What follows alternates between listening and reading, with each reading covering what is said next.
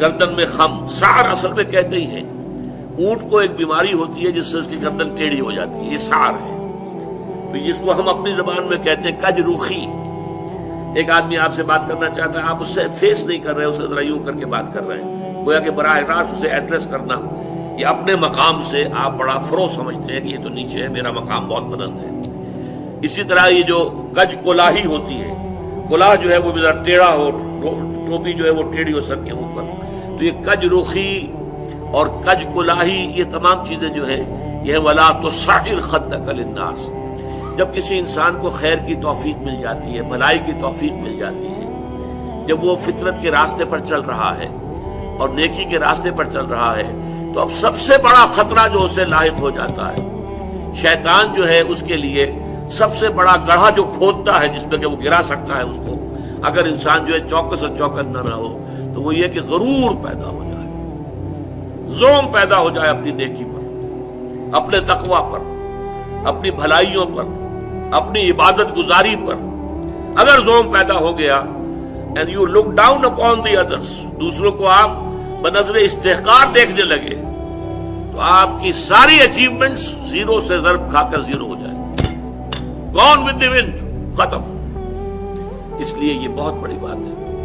حدیث میں آیا ہے لن يدخل الجنہ من کان فی قلبہ مثقال ذرۃ من کبر، وہ مثقال ذرہ پھر آ گیا یہاں، جنت میں ہرگز داخل نہیں ہو سکے گا وہ شخص جس کے دل میں ذرے کے ہم وزن بھی تکبر ہوگا۔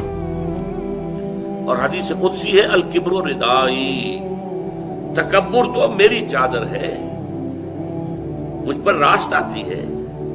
المتکبر اللہ کے ناموں میں سے ہے، هو اللہ الذی لا الہ الا هو الملک القدوس السلام المومن المہیمن العزیز الجبار المتکبر، وہ المتکبر ہے، المتعال ہے، بہت بلند ہونے والا اور بہت تکبر کرنے والا، لیکن بندے کے لیے نہیں۔ بندے کے دل میں اگر تکبر آ گیا تو اس کی ساری نیکی، سارا تقوی زائل ہو جائے گا۔ ولا تصعر خدک للناس، تواضع ہونی چاہیے۔ شیخ سعدی نے بڑی خوبصورت اس کے لیے مثال دی ہے۔ درخت ہے، آم کا درخت ہے، امرود کا درخت ہے، انار کا ہے، سنترے کا ہے، جب اس پر پھل آتا ہے تو شاخیں جھک جاتی ہیں۔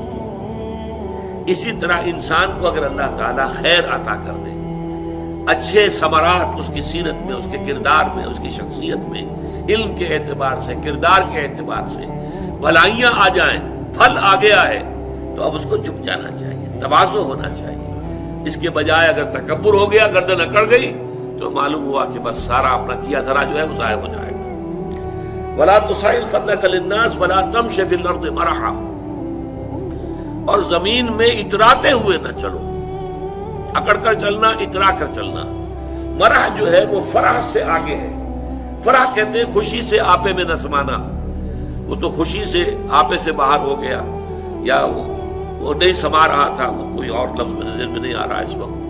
تو یہ جو اس فرح سے آگے مرح ہے، اس میں یہ ہے کہ انسان اترا کر اپنی بڑائی، اپنی خوبی کا اظہار بھی کرتا ہے۔ وَلَا تَمْشِ فِي الْأَرْضِ مَرَحًا۔